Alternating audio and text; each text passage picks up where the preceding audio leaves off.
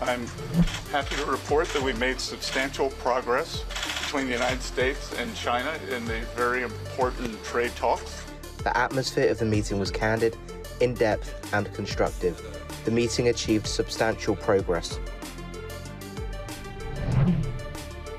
Treasury Secretary Scott Bessent and Chinese Vice Premier He Lifeng speaking in Geneva over the weekend. Their statements giving investor sentiment a lift as we count down to the opens in Hong Kong, Shenzhen, and Shanghai. You're watching The China Show.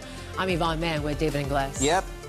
Markets are off to a very positive start to the week here in the green as the U.S. and China claim progress on trade talks, though they're yet to announce details on what they've agreed. We'll get reaction from the former PBOC advisor Daokui, as well as Bonnie Glaser from the German Marshall Fund of the U.S. And risk appetite, as David mentioned, also getting a boost from U.S. brokered ceasefire between India and Pakistan, which appears to be holding this morning. And the push for a Ukraine truce reaching a decisive moment as President Zelensky says he is ready for direct negotiations with Vladimir Putin.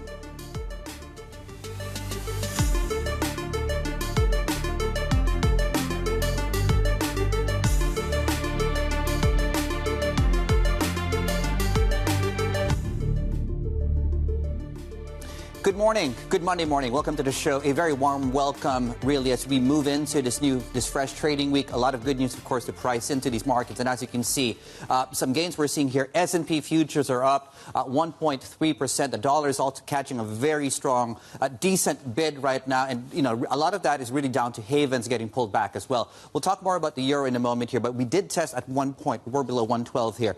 As you can see, a couple of markets are coming online, like Taiwan, 0.6%. We're up 20% now on the benchmark in Taiwan from the low of last month. And as you can see, also some gains coming through across the cash markets that are up and running across the region. Just one thing to note, Japanese 30-year yield now at the highest level here going back to 2000. So that's about a 25-year high on the Japanese 30-year yield. Gold futures, as we were pointing out, pulling back 2% right now as havens taking a back seat amidst all the positivity and maybe a progress, at least, as far as some of the sort of hot spots are concerned right now. Right, Singapore shut. That's the last trade as far as iron ore is concerned. We're looking at iron ore. We're looking at oil, for example, trading on the mainland. We'll get to that in a moment. A bit of a pushback we're seeing there. Right, Nifty futures. As you can see, we're trading, well, going into the Monday session right now, 24.5. We're up about 1.8%. That's over 2 days. So give or take, we are looking at a little bit of upside right now going into the Indian cash market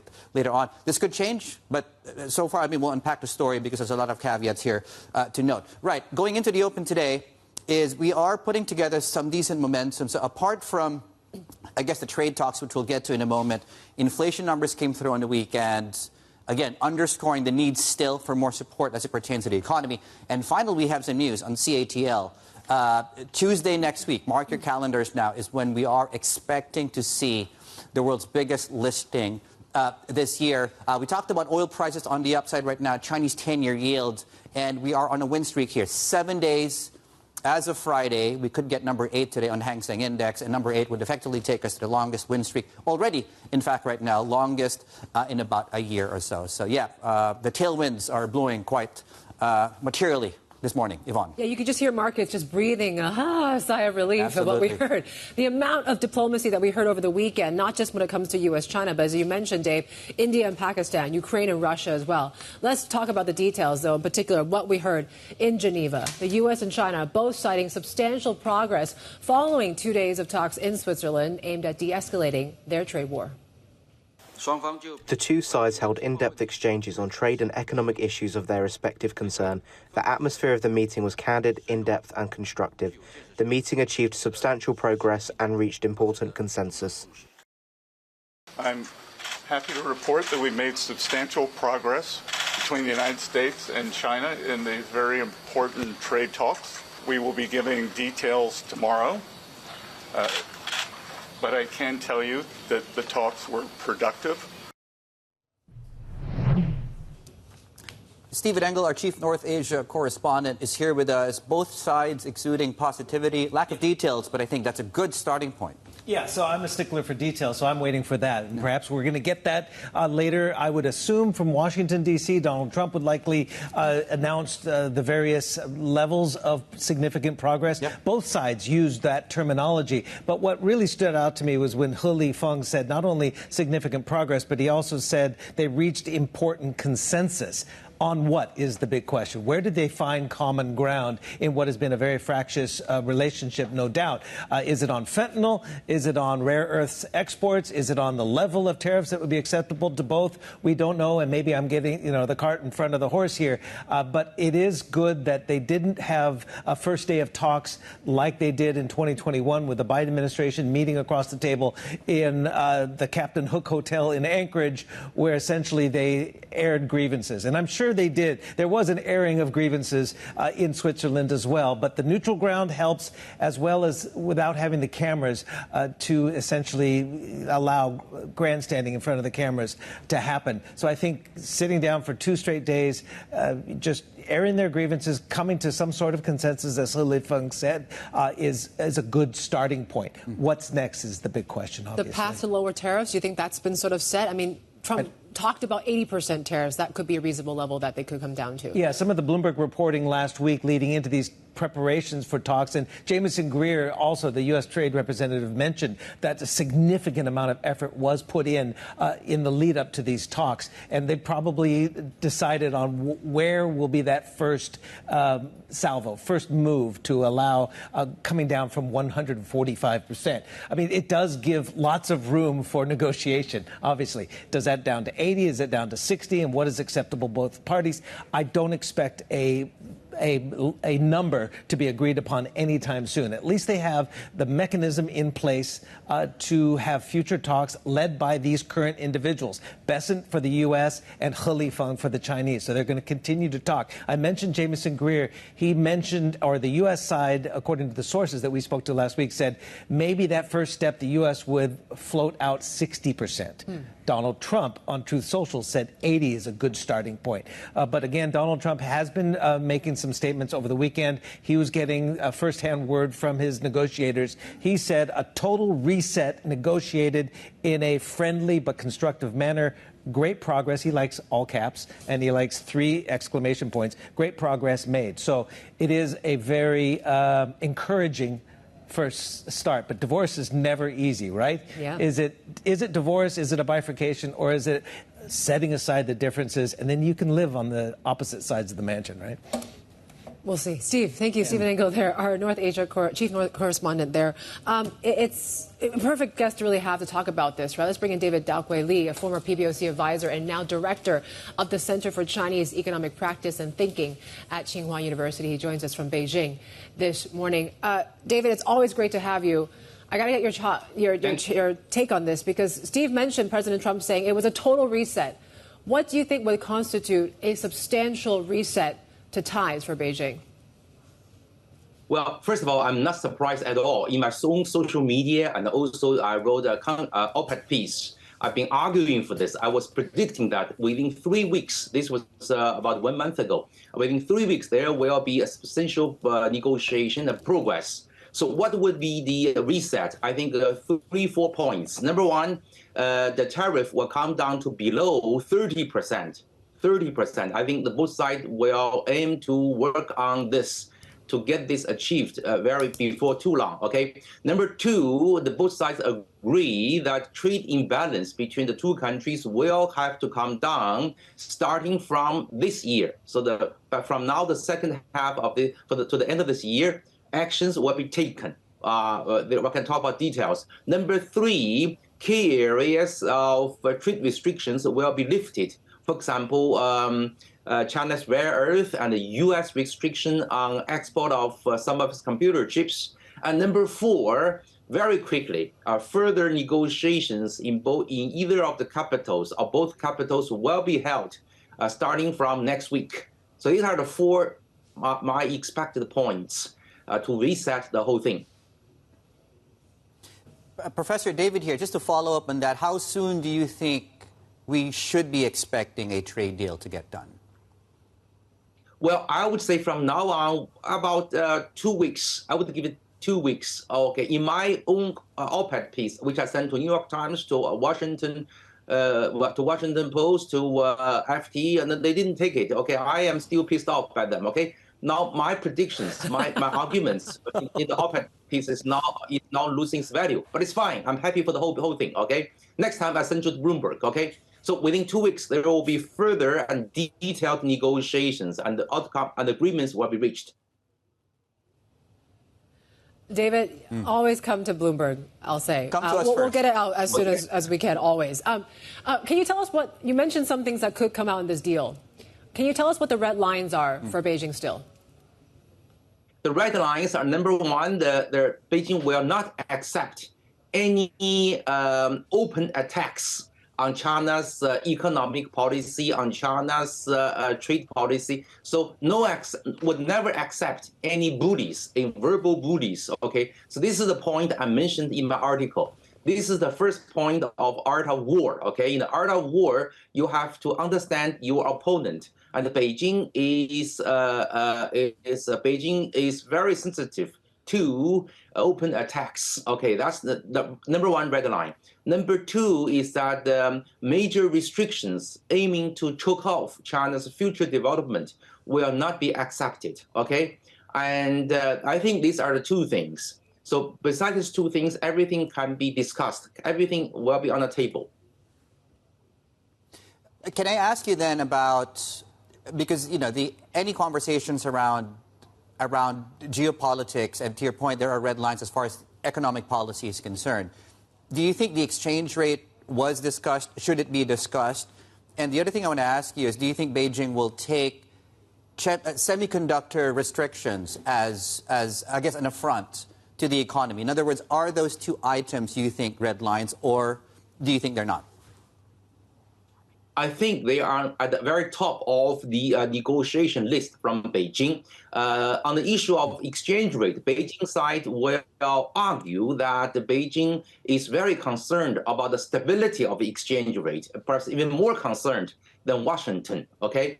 Because Beijing is worried about a fast depreciation triggering capital outflight, okay? So Beijing will make it very clear to Washington, D.C., this is an issue. We have more concerns than you do. And basically, we are on the same side. Don't blame us. Don't give us your dictations, okay, on this issue. Number two, on the computer chips, Beijing says, okay, let's talk. Let's talk about this, okay? By restricting export of computer chips from U.S. to China, it doesn't help any side, okay? Beijing will develop its own capacity of chip making, okay? So let's go to the basics. Let's have free trade on this issue. This will benefit both sides. David, can you tell us, I mean, some of the things that you mentioned in terms of your projections are quite bold, right? Tariffs will come down to 30%. We're going to get some sort of deal in 2 weeks. What are conversations with your inner circle like right now? What brings you confidence that we can get a deal so soon? Is it the fact that policymakers in Beijing really are urgent to get something done on the table? Okay, there are two voices from my discussions with my close friends. Number one is from multinational corporations, mainly non-financial. Okay, they are really, really concerned because a lot of their supplies are in shortage. Okay, so they literally be in the situation of stopping operation. Okay, if within 2 weeks no substantial progress is made, okay, literally, okay. The second voice is that they have access to both sides. There are many people, many insiders from U.S. side, from Chinese side, who know each other, who have been in the government, who have been doing business. Okay, there are too many of them. They are exchanging information. They are passing messages. Okay, there are too many of them, so that the two countries would not be sustainable, not to have a deal. Okay, so that's why I was making my predictions for so long. Yeah, and the two preconditions China had before we went into this was a point person to talk to, and for the U.S. side to show respect. And it seems they've gotten those two things. Correct me if I'm wrong. What then as we try and manage expectations going into a trade, what do you think are the potential roadblocks that between now and that point? The potential roadblock, frankly speaking, I think comes from the U.S. Congress and come from non-business community who may link trade problems to ideology, to politics. That's the main block. Okay, for example, if some U.S. congressmen propose legislation linking the Taiwan issue to trade issue, then Beijing will be very angry. Then Beijing may not be willing to push further. That's the main concern I have. By the way, the Secretary of Treasury, okay, I think Bennett is an extremely capable person. I have a tremendous respect from him. He has tremendous understanding of finance and business. That's why this time around we have a quick agreement, temporary agreement in Geneva. Okay, we'll have more from Professor David Lee Daokui, their former PBOC advisor and also the Tsinghua University director, coming up in the next few minutes or so. We'll take a short break, and we're counting down to the open of trade. A beautiful morning here in Hong Kong, and I guess when you look at the news flow, certainly it's very positive on the news side. 14 minutes away, the opening bell. We are called higher across these equity markets. This is the China Show. Good morning.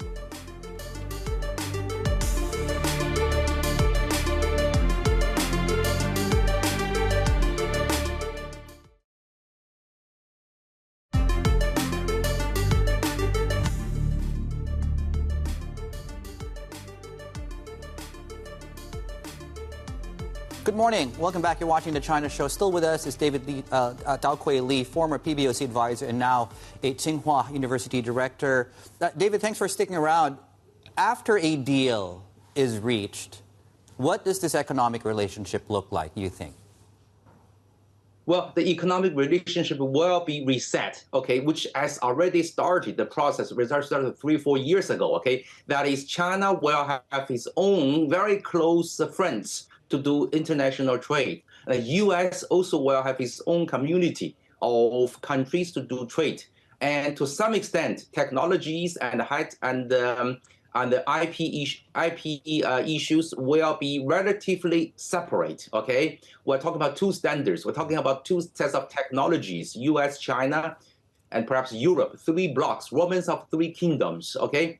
So, however, basic economic trade and flow will be and should be maintained. I'm talking about rare earth. I'm talking about some of the computer chips. I'm talking about exchanges of scholars and students. So this is my big picture in my mind for the future. What does that tell us about the support, whether we get it or not, from policymakers moving forward, Daokui? Are we likely to see more fiscal stimulus being rolled out or not?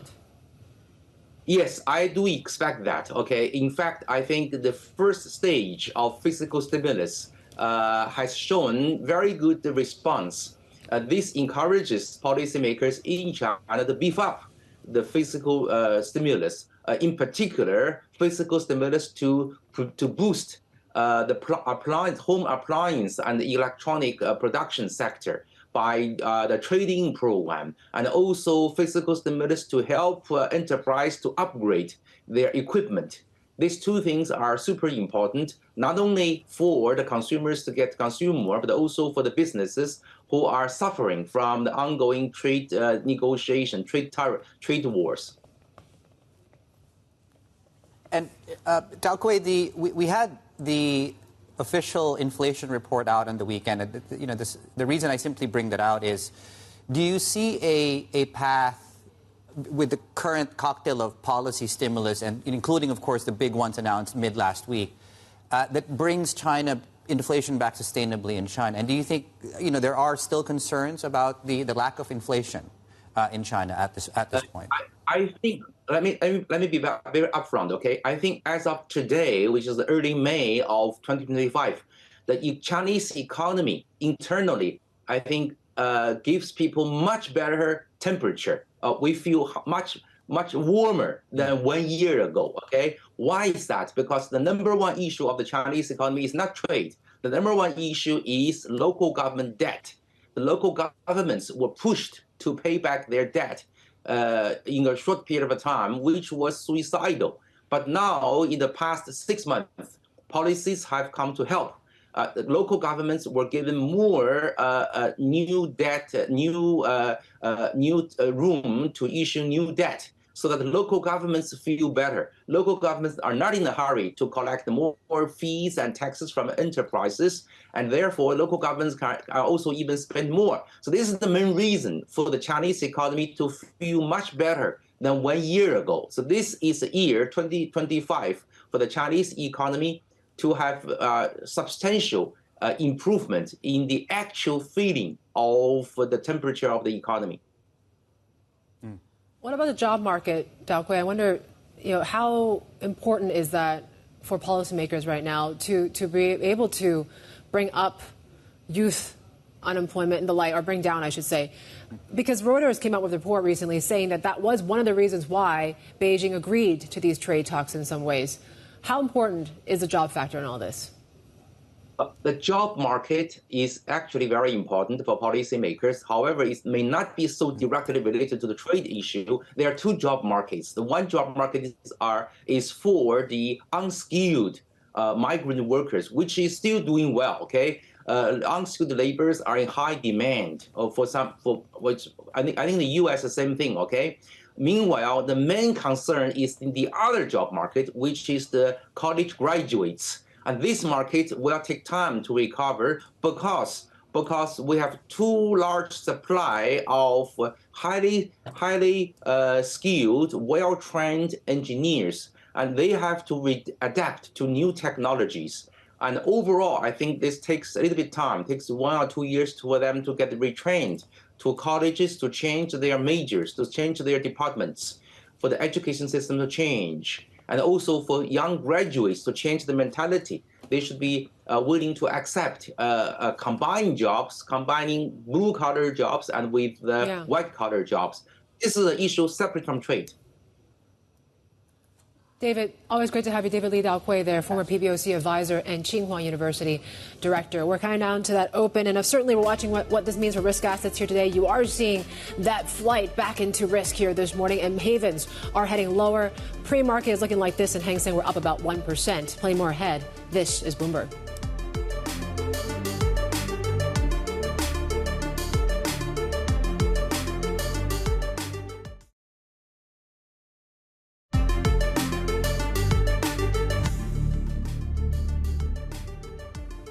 Right. The Monday session is just ahead. It pays to be a bull today. Your longest markets, bears on you, 1.5% to the upside. S&P futures, havens coming up very, very shortly, pulling back. Gold, Swiss C, and the yen on the back of progress and trade talks and many other encouraging things, of course, coming through. Yeah, so everything, we'll focus on the geopolitics, right? Whether it's U.S., China, India, Pakistan, Ukraine, Russia. There's a lot to unpack in the next hour or so. So there you go. We're coming on to that open. Coming up next, things looking pretty positive so far. This is Bloomberg.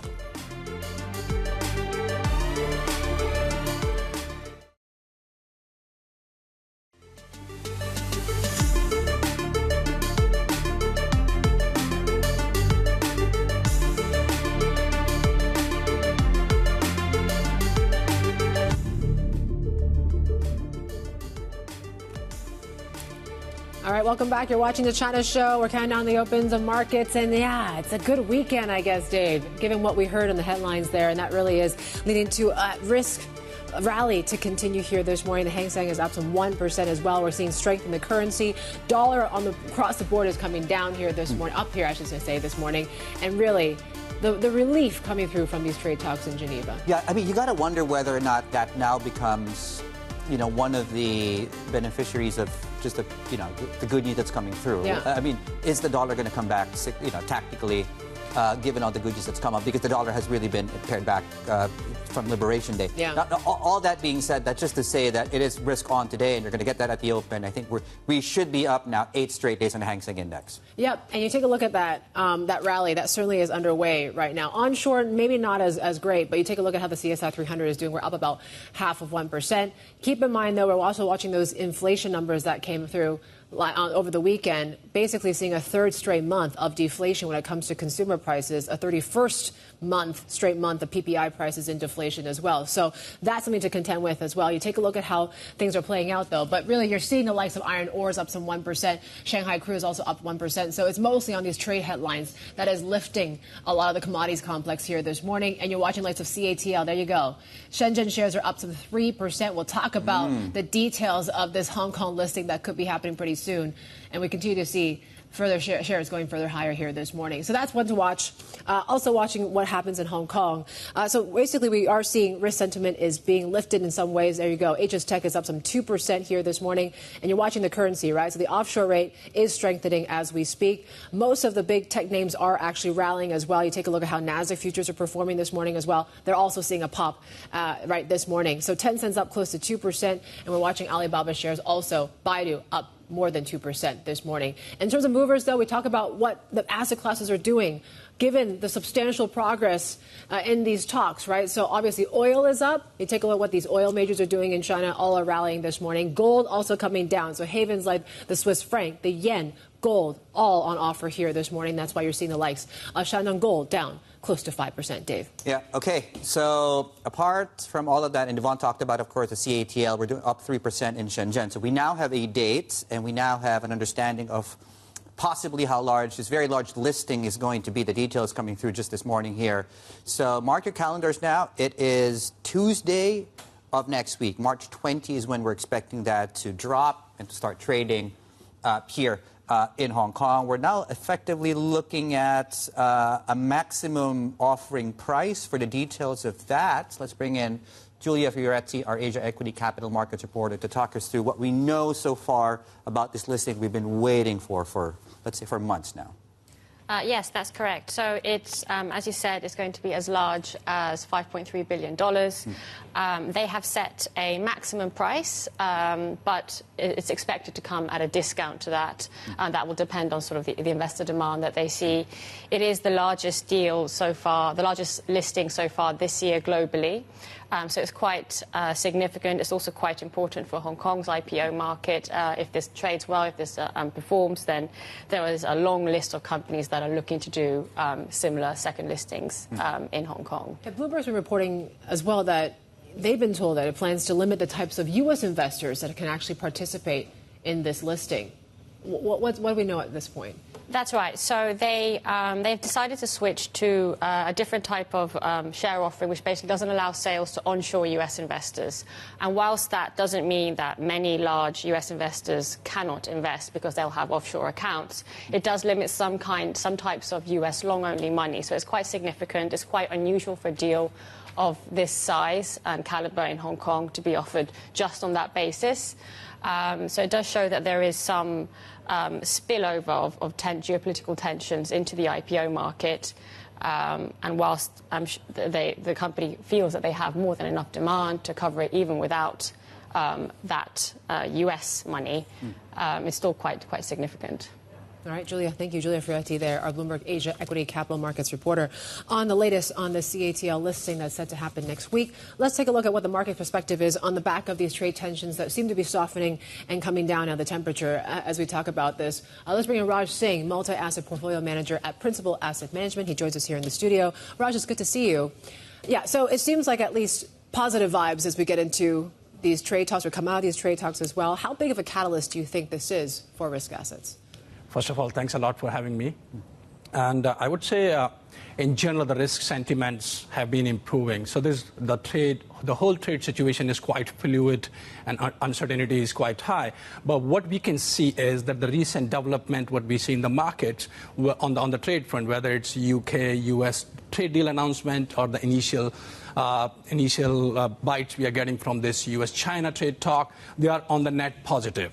So market is liking it, and market is digesting this trade-related uncertainty quite well, and that we can see that since the Liberation Day, most of the markets have recovered all the losses. In fact, most of the markets are in green, whether you look at US, you look at Europe, you look places in Asia. So I would say that the risk sentiments are getting lifted here, and you can see that even in the crypto where Bitcoin is hitting 100,000. So there's definitely that the risk appetite is coming back in the markets. On margin, whatever the developments we are seeing in the trade side is positive. Still a lot of cross currents, but I would say right now market is liking what they are seeing.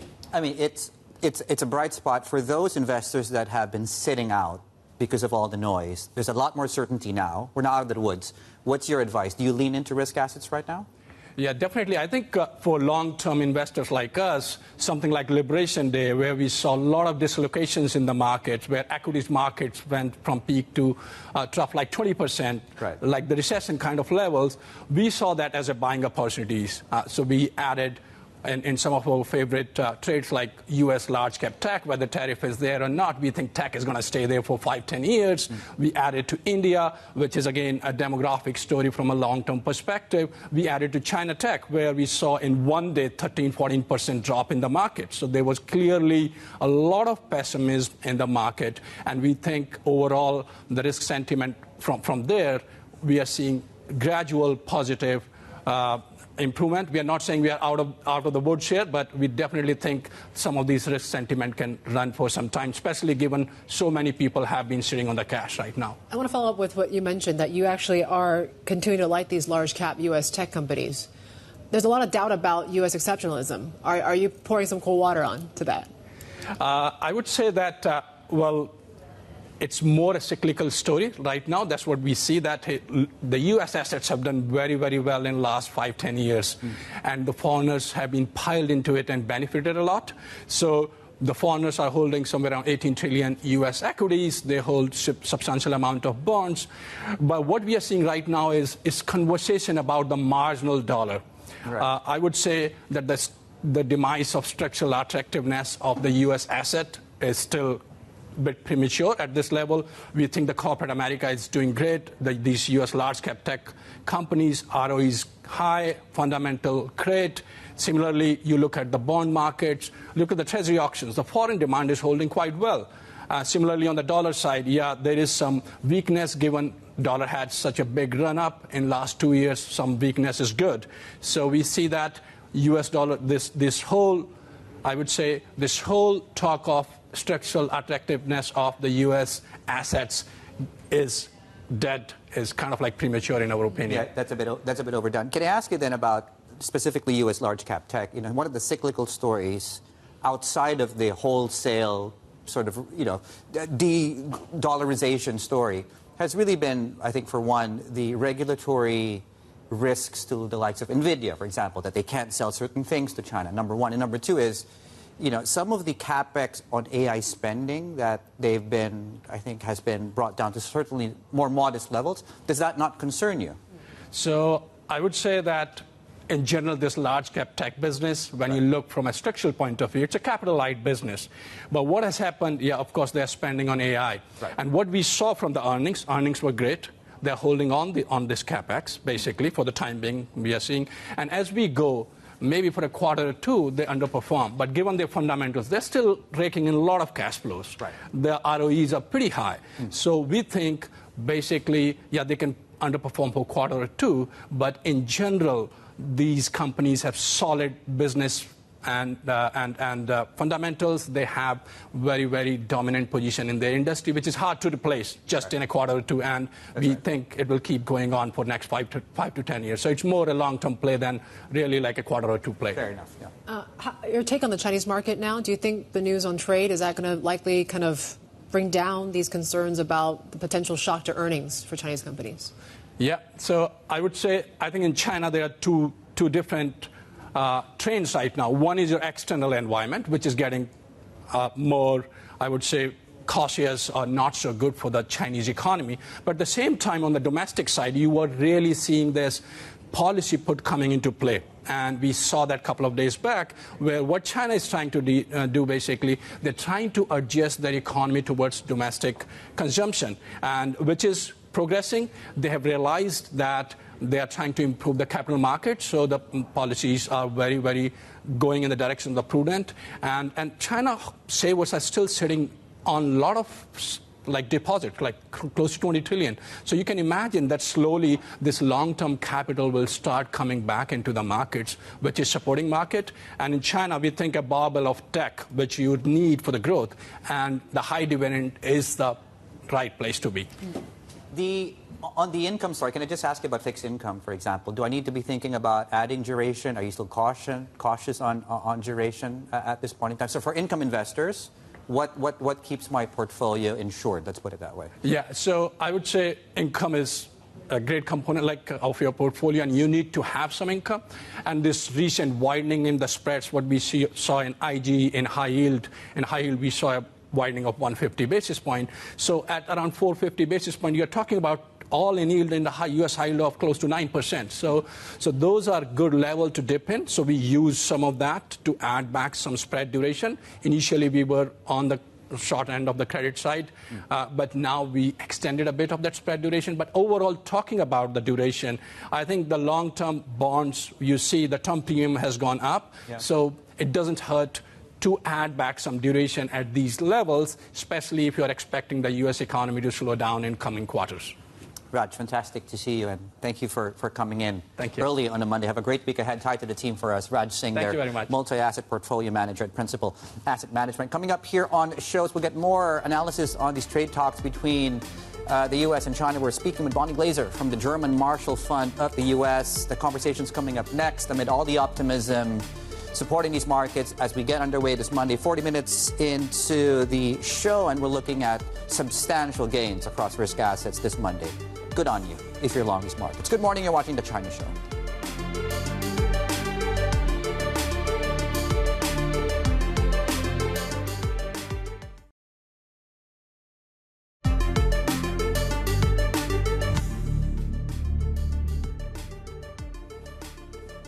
Welcome back, and turning back to our top story and why these markets are bid. When you look at U.S. futures, 2% to the upside on the NASDAQ contract. S&P's up just over 1%. Asia, it's worth keeping in mind, a lot of Southeast Asia is shut today, so that might also be sort of affecting volumes. But all that being said, it is, of course, fairly risk-on given the news flow we've heard from Geneva going into this Monday.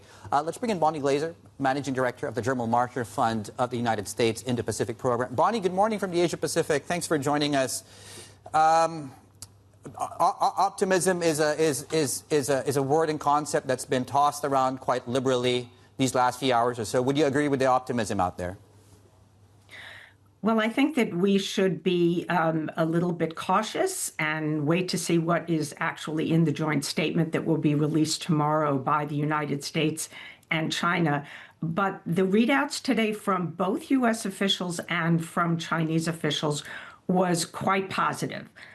They both said that substantial progress was made and that they will be creating a consultation mechanism to dig into some of the details and to find solutions to the problems that they have going forward. But both sides, I think, were recognizing that the impact of the tariffs would have negative consequences for their economies. I think they were both looking to make some progress. We don't know yet whether the very high tariffs are going to be rolled back, and if so, would that be temporarily? Will they be removed? And what will be the details of the deal that has been reached? We'll find out more tomorrow. Yeah, Bonnie, are you making assumptions at this point on what level we could see those tariffs come down to? I mean, what would be something reasonable, do you think?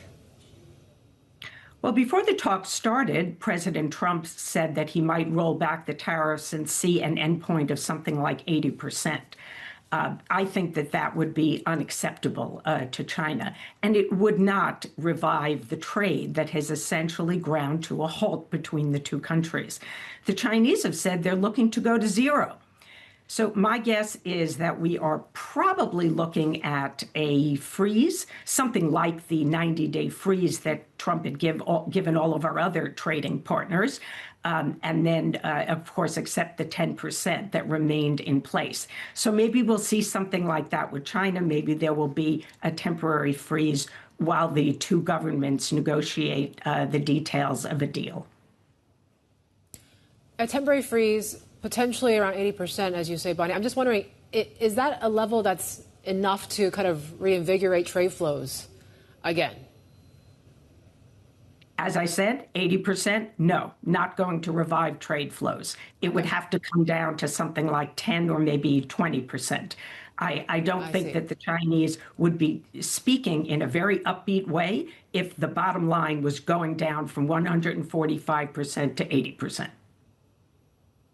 Right, and the contours of what the trade deal looks like in terms of the longer-term relationship after anything is signed, let's say the next few weeks or so, what does this relationship look like over, let's call it the next 24 months?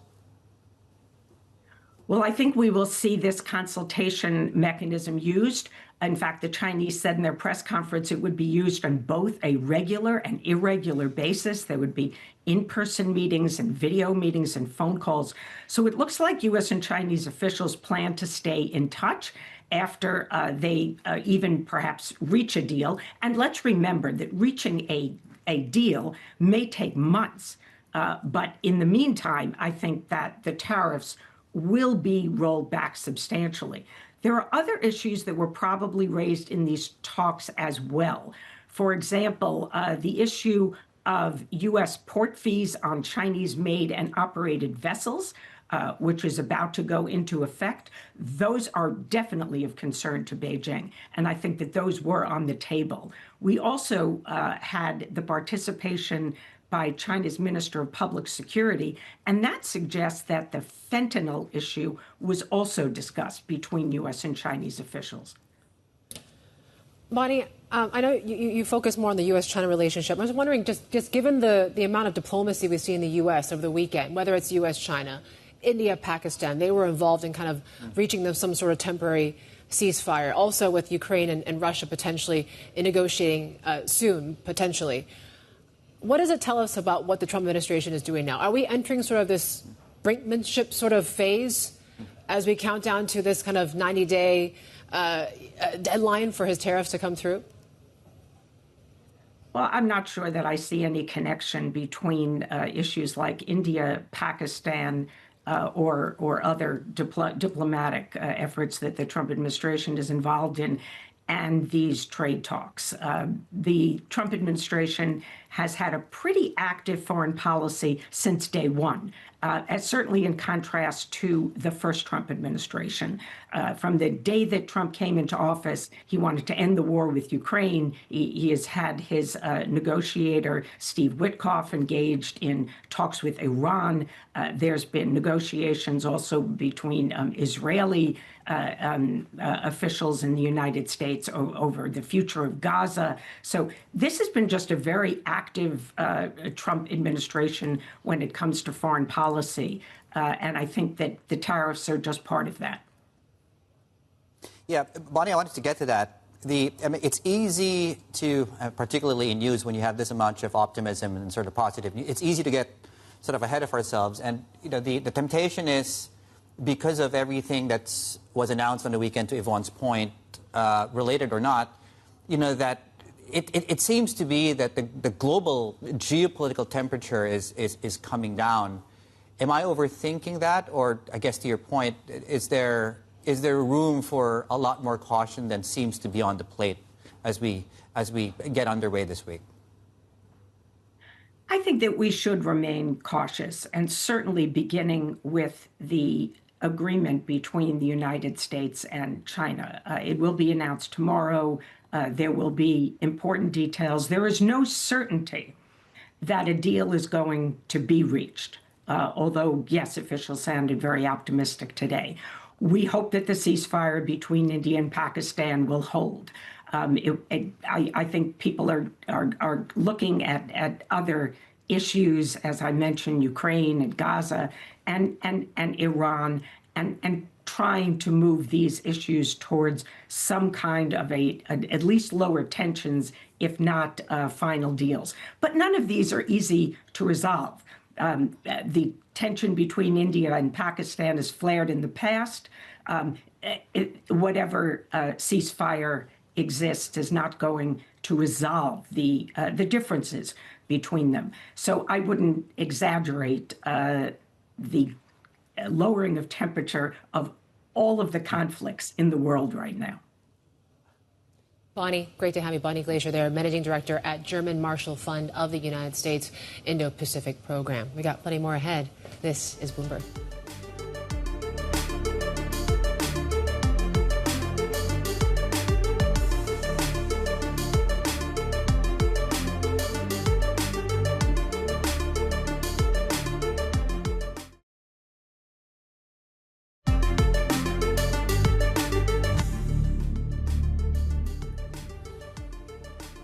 Okay, welcome back. We're looking at, well, a lot of pockets of this equity market. Number one is you had this really big headline coming across earlier, very, very early, around 6 a.m.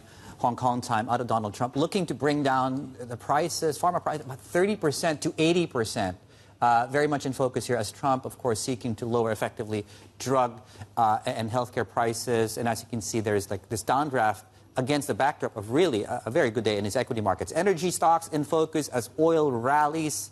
Brent, West Texas, you have Shanghai crude. And again, it's the geopolitical sort of overlay here is you have Donald Trump, of course, he is heading to the Middle East. There we Yes. go. Just keep that in mind, of course. I think it's Saudi and Qatar will be all over that story there. And the oil story, it goes into the gold story, which is taking a bit of a backseat right now, given the Haven are taking a backseat as well. So gold losing a bit of its shine here this morning. We're down some 2% here right now, and that's how you're seeing some of these gold miners like Shandong Gold down some 5 to 6% here this morning. Your backdrop on Chinese assets is looking like this here right now. It's still looking pretty positive. In fact, we're seeing more gains in the onshore market. Hang Seng, though, we're trimming off some of the advances already, but we're still up about 0.8%. Yields are also ticking up slightly higher, but there you go. India futures are punching higher here this morning as we hear more about this India-Pakistan ceasefire. You're watching The China Show.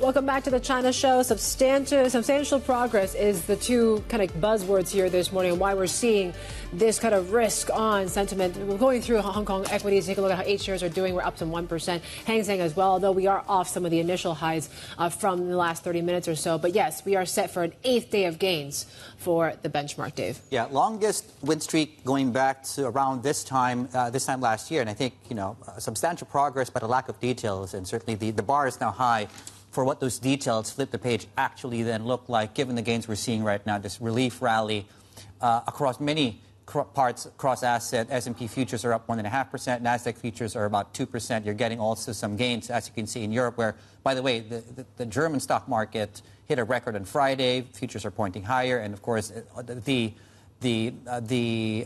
progress, relatively speaking, of course, as it pertains to the India-Pakistan story, up 2% on Nifty futures as far as that's concerned. A whole list of markets are shut in Southeast Asia. Bottom of your screens. Flip the page, please. And when you look at a day like this, Haven assets are pulling back, as you can see a little bit. So yen is weaker, gold is weaker, as with the Swiss C, and of course VIX futures are we now have a 2-0 handle, which is a good thing. Given how far we've actually come up. We've yet to crack, though, 20, if you think about it. But yes, I mean, at these levels, the VIX index is at about the same levels before the U.S. president put out that chart on Liberation Day. And we're doing very well across markets today. Yeah, and we just talked to David Lee Daokui from Tsinghua University about, what he's heard about what came out of these talks out of Geneva. And, it was quite interesting, right? He said he really stuck his neck out there about how optimistic he was. He said tariffs could come down to potentially to 30%, and we could actually get some sort of deal in 2 weeks. I don't think we've heard such optimism compared to other guests that we've seen so far. So, yeah, that certainly is one thing that he's looking into. Yeah, and he does offer, I think, in some ways, the reason that's fairly relevant is that he was specific, and it offers, of course, a glimpse into what's taking place and how Beijing's thinking is on this. So you could actually add a little bit more weight to those words. In fact, let's listen in to what he had to say to us earlier on here on the show. Well, I would say from now on, about 2 weeks, I would give it 2 weeks. So within 2 weeks, there will be further and detailed negotiations, and the outcome and agreements will be reached. The tariff will come down to below 30%. 30%. I think the both sides will aim to work on this to get this achieved before too long.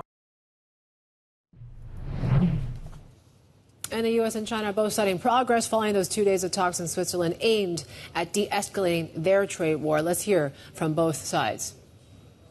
I'm happy to report that we made substantial progress between the United States and China in these very important trade talks. We will be giving details tomorrow, but I can tell you that the talks were productive. Let's bring in our North Asia chief correspondent, Stephen Ingles. He's with us here right now on the seemingly consensus that we're hearing here. How positive do you think what came out of Geneva specifically, I guess? Positive? I'm a pessimist. No, I'm not a pessimist on you're US smiling already, China relations. No, I've been around the block a few times, so I can see that, neither side is claiming victory in these talks over the weekend, but they're also not backing down from the core fundamentals of each other's positions that got us to where we are right now. China's not going to be bullied, and also Donald Trump is not going to stand for this trade imbalance anymore. Donald Trump has built a lot of negotiating room into the equation simply by raising tariffs to 145%. There is room to go down, obviously. He's even admitted that there's no room to go up, so it can only go down. So, again, these two sides are at least saying the right things coming out of closed-door meetings. They did not necessarily have the ability to grandstand for their domestic audiences before the cameras on neutral ground in Switzerland. They came out and they both used the same verbiage, substantial progress. Even He Lifeng is saying they reached important consensus. The problem is, what are the details? And that's what we need to sort of wait for right now. I would assume that Jamieson Greer and Scott Bessent go back to Washington. They let Donald Trump make the announcement that we've reached a consensus or progress on this, and then we can have something to chew on. But right now, it's sort of speculative. Is it the fentanyl issue, which is a 20% tack on to those tariffs up to 145? Is there progress there? Is there progress on an agreed upon mutually beneficial tariff rate? We simply don't know. I think we're getting ahead of ourselves on that front. But again, it is positive. The markets are responding to it positively. And even He Lifeng essentially said, look, the United States, we compliment them on coming in prepared and professional. That's a good tone. That is not like what we saw in March of 2021 when the Biden administration went to meet Yang Jiechi and Wang Yi in Anchorage, Alaska, and there was a real public airing of grievances across the table. This seemed to be much more cordial, but there's a lot of difficulties yet to overcome.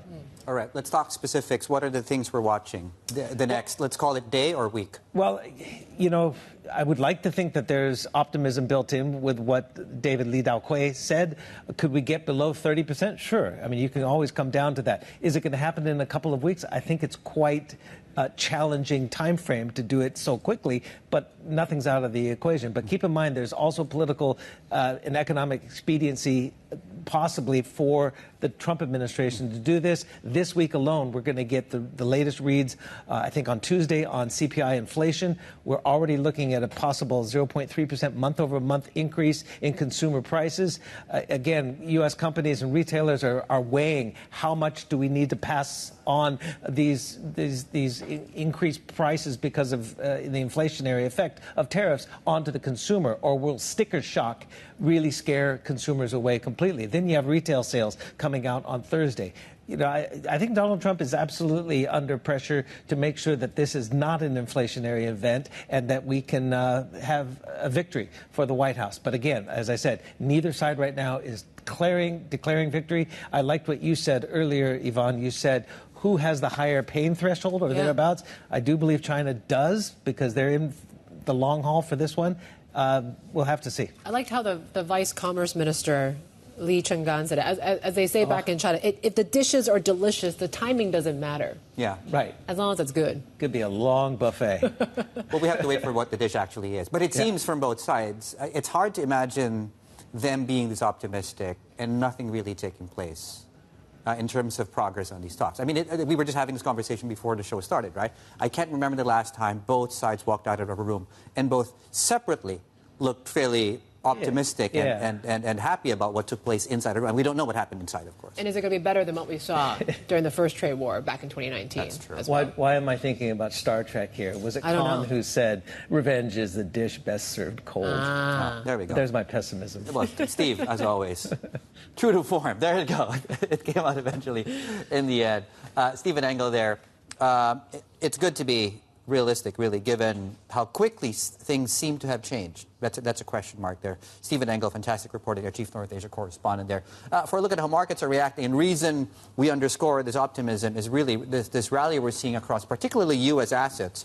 Mark Cranfield, out of our MLive team, joining us out of Singapore. Mark, trade war is over.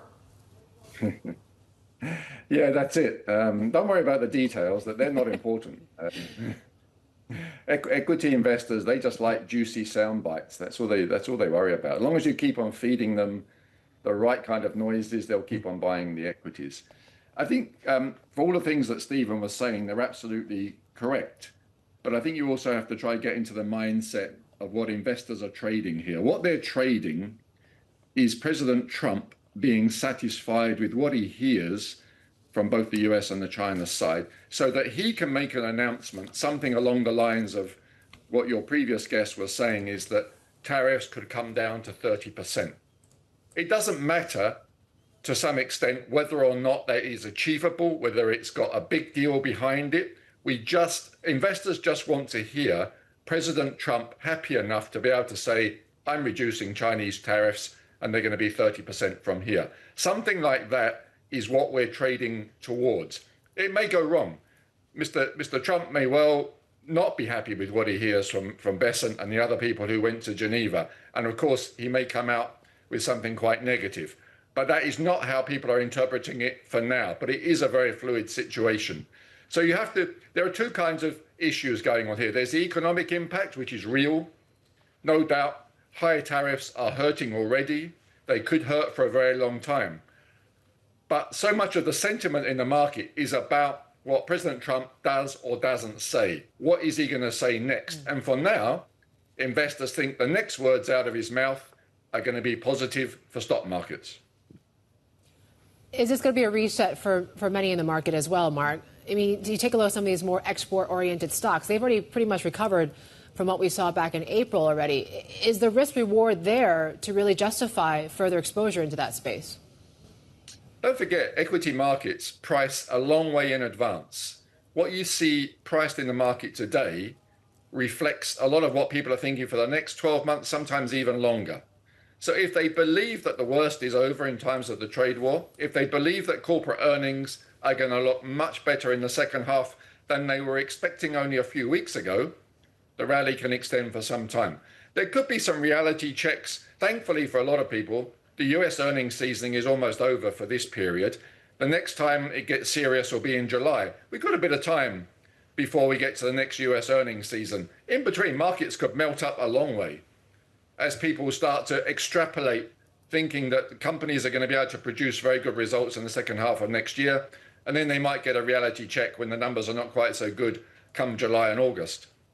In the meantime, you can keep these kind of rallies going. We've seen it before. US equities can outperform for a long time when it doesn't even seem rational that they can continue to do so. In the background, you've got the Federal Reserve who are taking it steady. They're not threatening to raise interest rates or lower interest rates too much. They've become pretty much a neutral factor for the markets.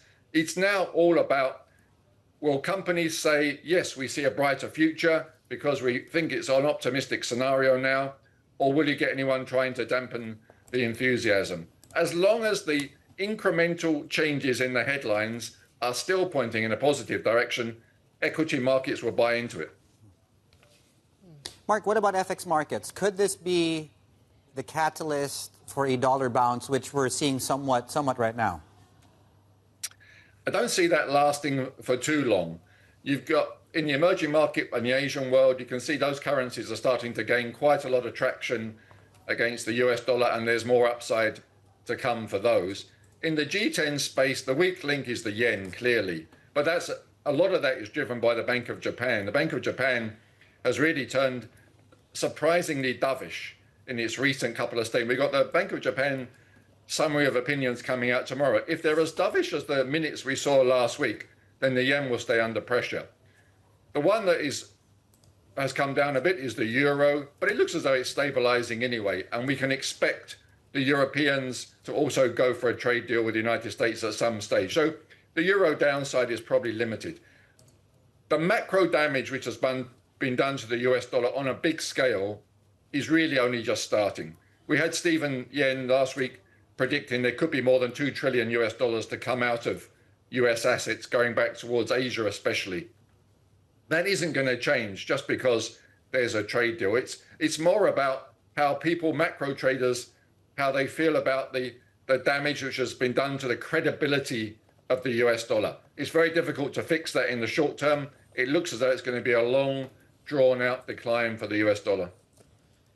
Yeah, hard to stop that avalanche, as Yen says. Mark, thank you. Mark Cranfield there, MLAS strategist, joining us out of Singapore. And if you're wondering what's next for Beijing after these trade talks, that's the big headline for this Q&A that's going live at this hour from our Bloomberg team there. So obviously we've seen some progress that's been touted in those U.S.-China trade talks for digital subscribers and terminal clients. You can check in and sign in to listen to our team and also ask questions if you have any for, of course, all our experts here at Bloomberg. Yeah, there we go. That's Charlotte, that's Derek, James Meagher, and of course Rebecca. You see, of course, on our shows quite regularly, so do chime in. And if you have any questions, yeah, there we go. This is your opportunity to get a good one in. Of course, don't waste our time. Anyway, no, I'm being just realistic there as well. All right, more of the trade talks coming through here. Here, why ANZ sees a potential cut in tariffs on China by June, but not to zero. Their economist Richard Yetsenga joins us in a couple of minutes. This is the China Show.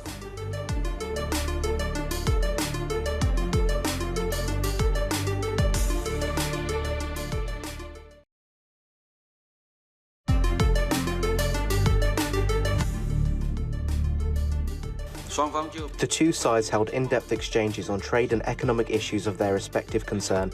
The atmosphere of the meeting was candid, in-depth and constructive. The meeting achieved substantial progress and reached important consensus. The two sides agreed on establishing a consultation mechanism for trade and economic issues. The two sides will finalise relevant details as soon as possible, and we'll issue a joint statement that was reached at the meeting on the 12th of May. China's position towards this trade war has been clear and consistent, and that is, China doesn't want to fight a trade war because trade wars produce no winners. That was the head of China's trade delegation, Vice Premier He Lifeng, speaking after meeting with U.S. officials in Switzerland. Let's bring in Richard Yetsenga, Group Chief Economist at ANZ. He joins us here and in town. It's good to see you, Richard. Thanks. You heard from both sides, and there's a consensus that seems to be made. There's also this narrative that maybe the worst is over on where the U.S. and China, this trade relationship goes.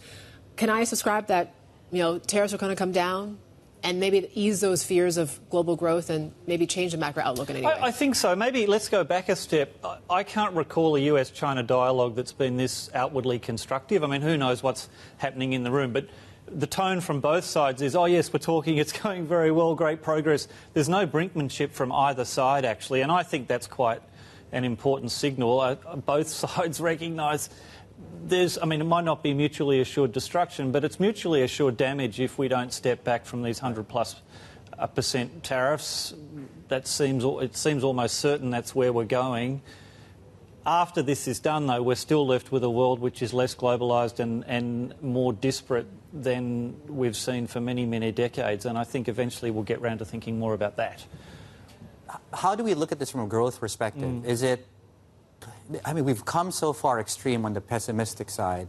Like any change, any delta actually is a good thing. So should I just take consensus of growth out there and just project that things will be better than our current thinking right now on global growth? I think markets have probably done, if you base off the knowledge we have now and presume a deal between the US and China is impending at tariff rates that, let's call them up 30%-ish or something of that sort, I think markets have done what you would have expected. They priced in a recession and they've taken back about 2/3 to 3/4 of that. So they're not back to the baseline of where we were, but they've actually taken back the worst of the damage. I think that's probably a reasonable sort of outcome.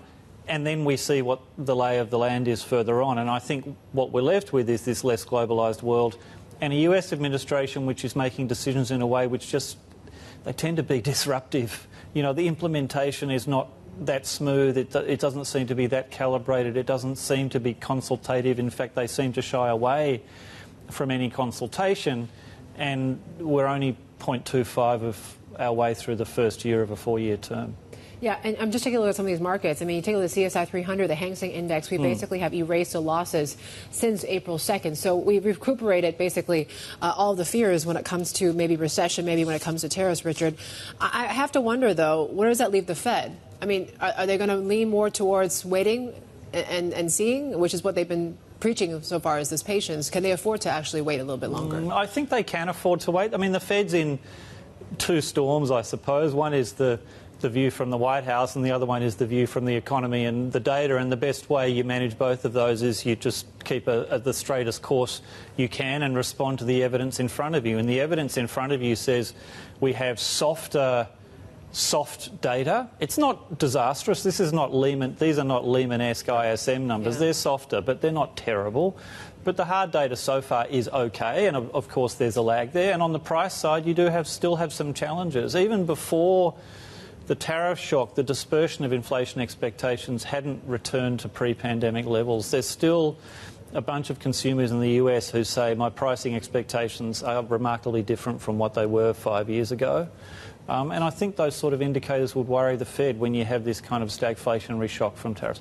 So the Fed waits. I think rates are still going down, maybe September or that sort of time, and certainly not in any sort of emergency kind of style. How are you thinking about some of the periodic flare-ups in the currency markets? I think Taiwan was a good example this time last week. And effectively, just to ask you, are currencies getting too strong for their own good, given the sort of unpeeling of the sort of dollar excess? Probably a little bit, but the US is also finding out when the dollar doesn't behave the way it used to, when it doesn't behave like the reserve currency, that's a cost too. It seems like all the US administration's thinking around tariffs was the dollar will shift in a way that will largely offset the impact of the tariffs on our domestic economy, and that's actually not what's happened. The dollar's exacerbated it. So maybe they're starting to get an inkling that, sure, the trade deficit is a problem, but that capital account surplus does confer some benefits on the US, and that has some value. I think that's the biggest shift, and I think that looks structural. I think the dollar is more impaired than it used to be. In real terms, the dollar's still not far from its highest level since 1985. It looks very expensive, and policy making looks fractious and difficult and doesn't provide global leadership. And what are the risks? It's not every day that we come across this sort of structural rethinking of the dollar, and that's going to be a very slow process. Are there risks? We do. It's usually been wrong, though, by the way, but now it looks real to me. Okay, now that it looks real and it could continue, what are the risks that are not too obvious at this point that we should expect to show up? Because we didn't think it was going to show up in Taiwan. There we go, yeah. Well, Taiwan's an interesting example. I mean, I don't know whether you call that a risk or an opportunity. I think we need to think about both of those. I mean, my home currency now, the Australian dollar, typically a commodity currency, typically a risk-off currency. It doesn't seem to have the same beta around either of those. In fact, neither does the Canadian dollar or the other commodity currencies. Canada, in the eye of the tariff storm, the Canadian dollar's actually been relatively well behaved. I think FX potentially much less of an amplifier and more of a shock absorber actually when we go through these periods. I think potentially a less extreme kind of unipolar dollar FX world. I think it's probably better. I was going to get your take on what the China team is saying from ANZ. You downgraded your GDP forecast for China to 4.2% for this year. Is there more upside now, I guess, on that forecast? I think that's kind of okay. We've had a bit of a round trip, to be fair, I think. But I think everyone has. Pre-Liberation Day, post-Liberation Day, 4-point-something feels like the right number. I still feel like we're probably to the lower end of the fours. The tone of China in these negotiations suggests they recognise, even though they've taken great strides in making the economy more self-sufficient, the export share of the economy is less than it used to. They are tapped into global supply chains, and the US is the largest single source of global demand, and if the two economies separate, that's going to be a real challenge. And they are, even if they're coming back closer together, the world is still less globalised, and I think that's a cost for China, as it is for everybody who's been prospering the last few decades. Richard, thank you. Thank you very much. For the time. Nice to see you here in person. Let's do this again. And thanks for the insights and really the clarity there as we try and figure out, still, again, noise from Signal. Richard Yetsenga, the Group Chief Economist at ANZ. As we were just having a conversation, we've now reversed course completely all the way back to April 2. CSI 300 and the Hang Seng Index are now back to levels at the start of April. This is the China Show.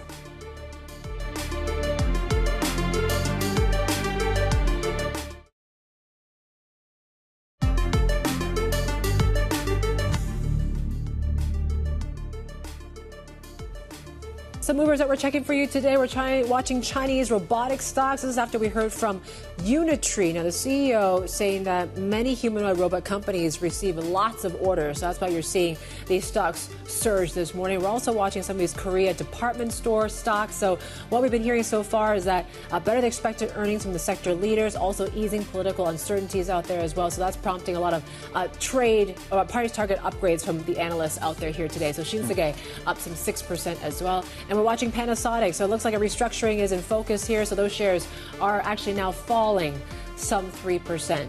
Plenty more ahead. This is Bloomberg.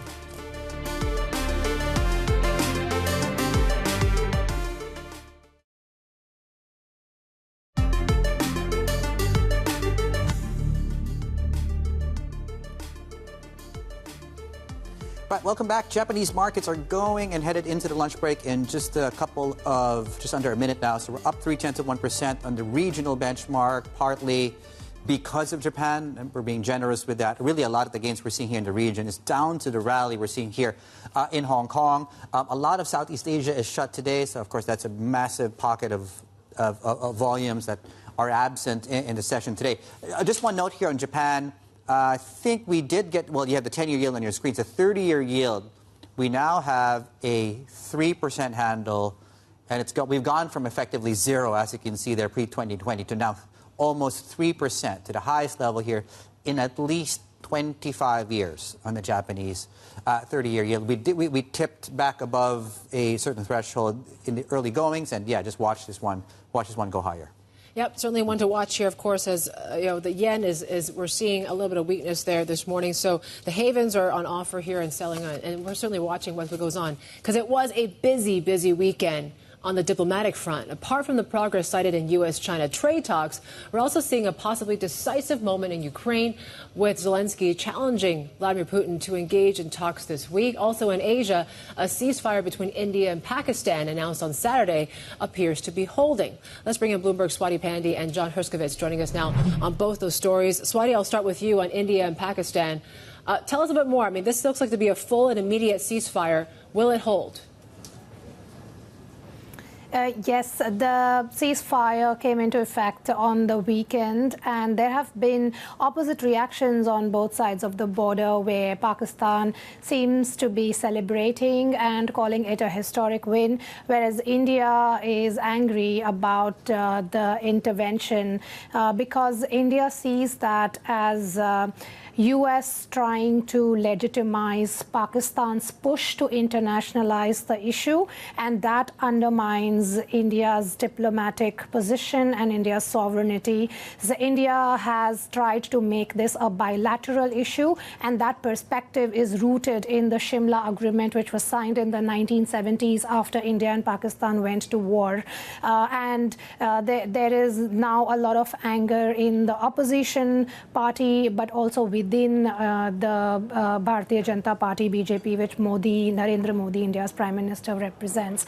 It doesn't look very likely that the ceasefire may hold because the relationship is still fragile between the two countries. There's a lot of mistrust, and there is certainly scope for further escalation.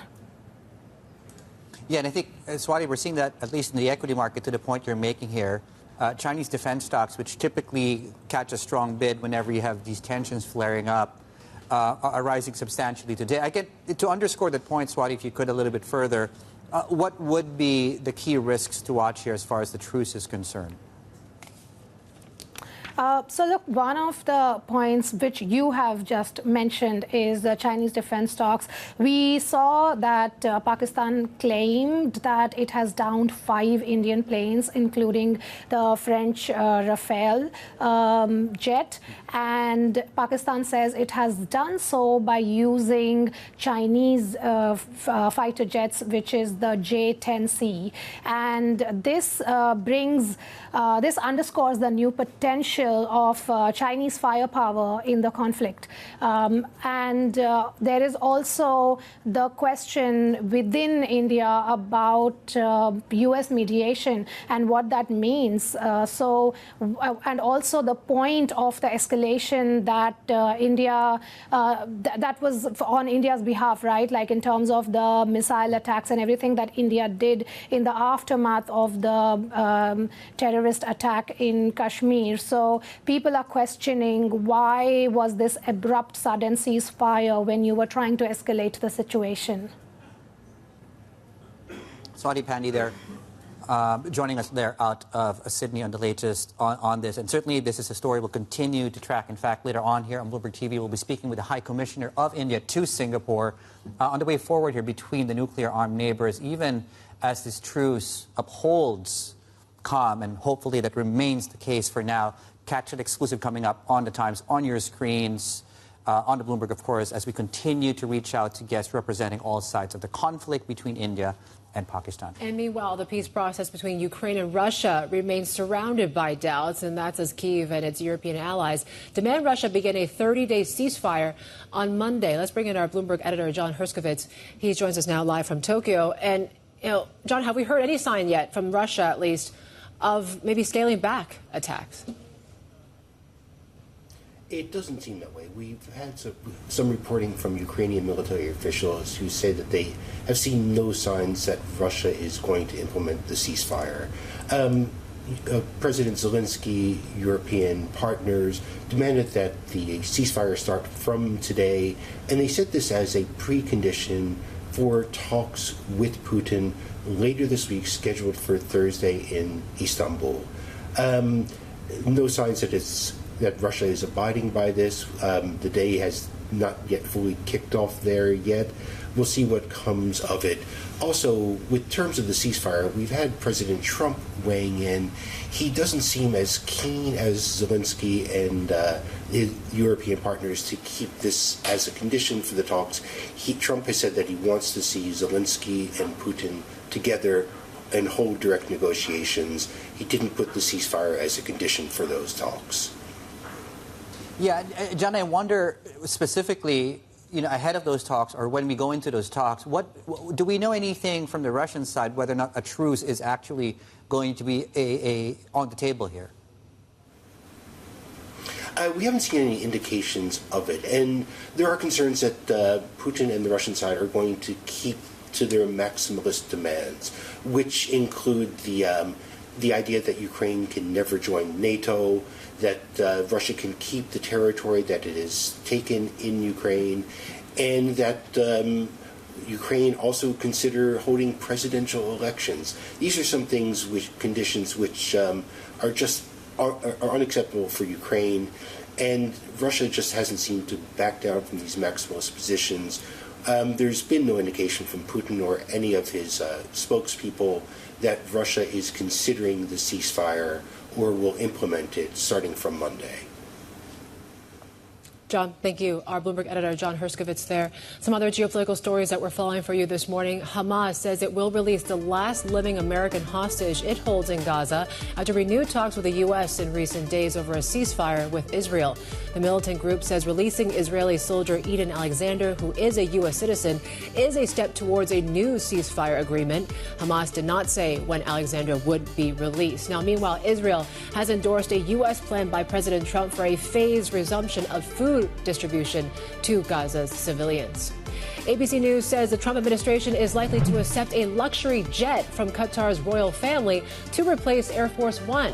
ABC says it may be the most valuable gift ever received from a foreign government. However, Qatar says the report is inaccurate and no decision has been made. Trump inspected a Qatari-owned Boeing jet in Florida in February. The president has previously said he's unhappy with Boeing's delays delivering a new Air Force One. Right, let's have a look at the Philippines right now. So you have, of course, markets that are shut there today.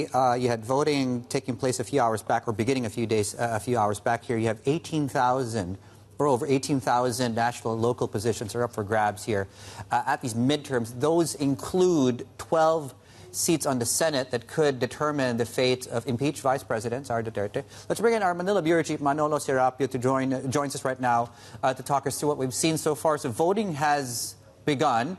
How do the midterms change sort of the broad occurrence there politically? Hi. So basically, the focus of the midterms, as you've said, is the 12 winning senators, which would be half of the 24-seat chamber. The Senate will be the venue for the impeachment trial that will happen when the new Congress convenes in July. And as you've said, her political fate is on the line. So Sara, alongside, has been furiously helping campaign for their 10 candidates ahead of the Monday vote. And what we expect is that it would be a peaceful exercise, long queues so far we're seeing under a sweltering summer heat. But people are mostly concerned, apart from the feud, people are mostly concerned of the cost of living, which remains high, and also employment opportunities for many. But at least in terms of the bigger issues, apart from the feud, we also are looking at China, because there have been reports previously ahead of the vote that there were interference by China in the elections, or at least influencing. China has denied both accusations of espionage and meddling in this election. Can you tell us a bit more about that China influence? I mean, obviously, we've seen a pretty dramatic shift in the Philippines' foreign policy under Marcos. I'm just wondering, how big of a factor does the whole China story play in this election? So, this interference supposedly by China, one national security official spoke about it, that they were trying to influence the election because shortly in late last month, China asserted its sovereignty on a reef that is very close to a Philippines-occupied island in the South China Sea. South China Sea is, of course, a big topic of dispute for these two countries. And the national security official said that it was suspect of China to make that assertion just weeks or days even ahead of the vote. And then the local officials arrested a Chinese national allegedly with a spying device in a vehicle near the Commission on Elections. I think investigation is underway on that, but obviously China has come out and said they have no interest in interfering with with the Philippine elections. All right, Manolo, thank you. Our Manila Bureau Chief Manolo Serapio there with the latest. We got plenty more ahead. This is Bloomberg.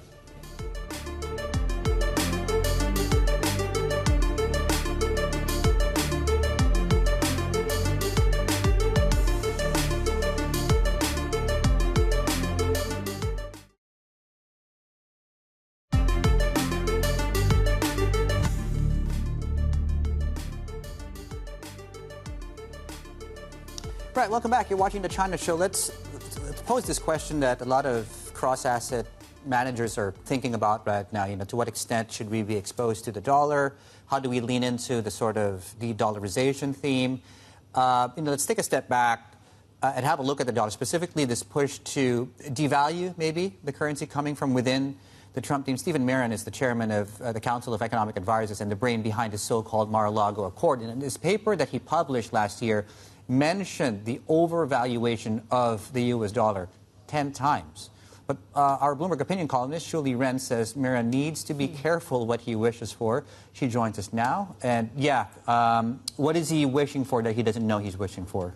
Well, what they are saying is really spooky. In that paper, he basically said that Americans don't want to consume so much stuff. It's because of the dollar's reserve currency that they have to consume so that foreigners can get hold of the dollar. And it just sounds very spooky, right? And then his solution is that the U.S. trading partners have to collectively devalue the dollar. And because the reserve bankers have to sell the dollar to devalue, right? They should also do a debt swap. And when we hear about debt swap, it's really like when we think about debt swap, it's China local government bonds or China Evergrande Group. It just sounds terrible, right? So and especially like since the pandemic, the Asian nations, the export-oriented Asian nations, they have run huge trade surplus with the U.S. because the Americans bought a lot of stuff during pandemic, right? And all these exporters, they have been parking their money offshore. We know like Hong Kong's dollar deposits have been soaring, right? Like the Chinese exporters, they are not repatriating money back to mainland China.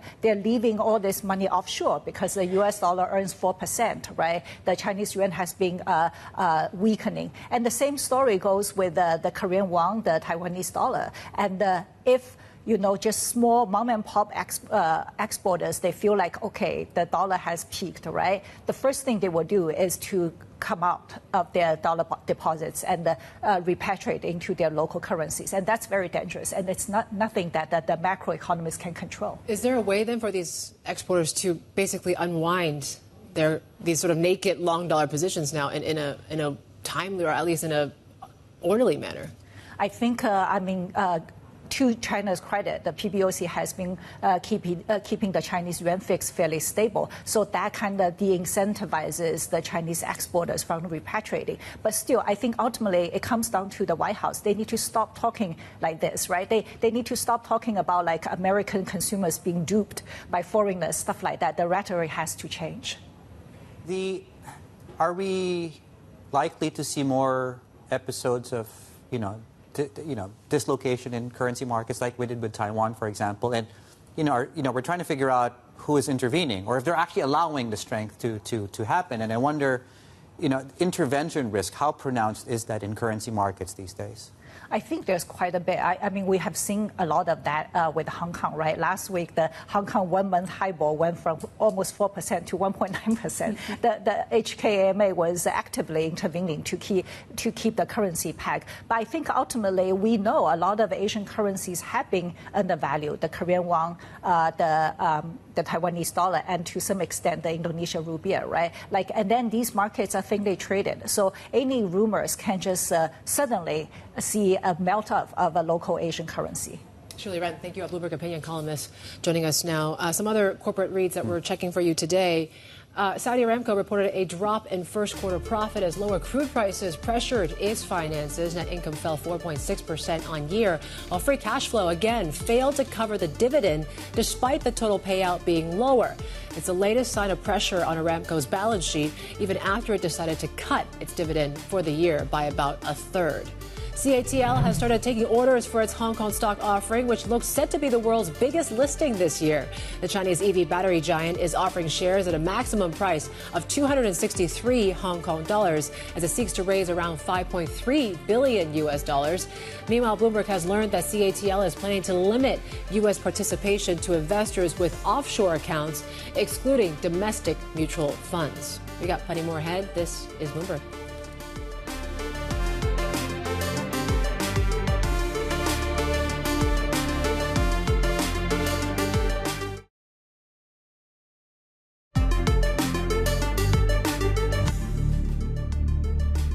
I can't recall a US-China dialogue that's been this outwardly constructive. I mean, who knows what's happening in the room, but the tone from both sides is, oh yes, we're talking, it's going very well, great progress. There's no brinkmanship from either side, actually, and I think that's quite an important signal. Both sides recognise it might not be mutually assured destruction, but it's mutually assured damage if we don't step back from these 100+% tariffs.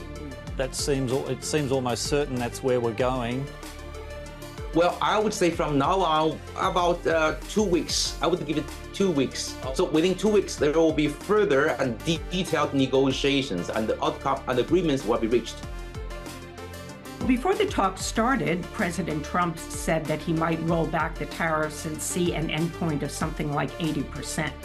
I think that would be unacceptable to China. We are probably looking at a freeze, something like the 90-day freeze that Trump had given all of our other trading partners, and then, of course, accept the 10% that remained in place. So maybe we'll see something like that with China. Maybe there will be a temporary freeze while the two governments negotiate the details of a deal. Our guests commenting on what to expect from both the U.S. and China following the initial round of high-level talks in Switzerland. It's interesting what Bonnie Glaser said, right? 80% is what the number is being thrown around right now on how low those tariffs can go. But she says, look, when it comes to reinvigorating these trade flows, that's not enough. You got to bring it down to 10%. You got to wonder if Washington is willing to go that low, though, without looking weak.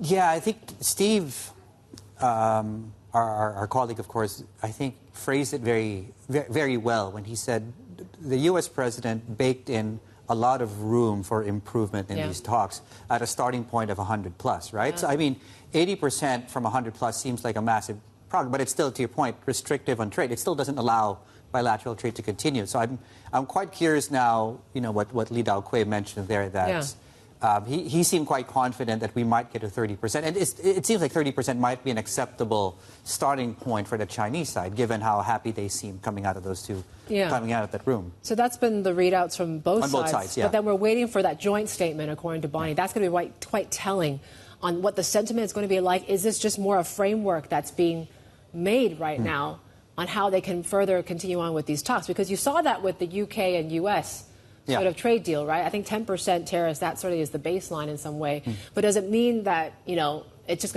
more of a framework on what's to come? Yeah, and what becomes then so we know what the red lines are outside of the conversation around things like national security, things like the semiconductor place, for example. And, you know, I wonder whether, you know, the conservative stance in expectations of what the trade deal looks like is simply that we will have an understanding of what the red lines, and those are not going to be part of the deal. Yeah. We could see tariffs come down. I think what surprised me really going into today was how much the mood has changed from Friday, where the expectations was simply that they're talking to each other. Now we're talking reset. Now we're talking a reset, and Donald Trump calling it a reset. Yeah. And look, markets are taking it, right? And they're going with it. Look at the Hang Seng. You talk about the CSI 300. Talk about the Hang Seng. We basically have recuperated all the losses since Liberation Day. So we're back to levels that we saw since April, early signs of April. So there you go. We're seeing 1% gains there. HS Tech is up some 2%.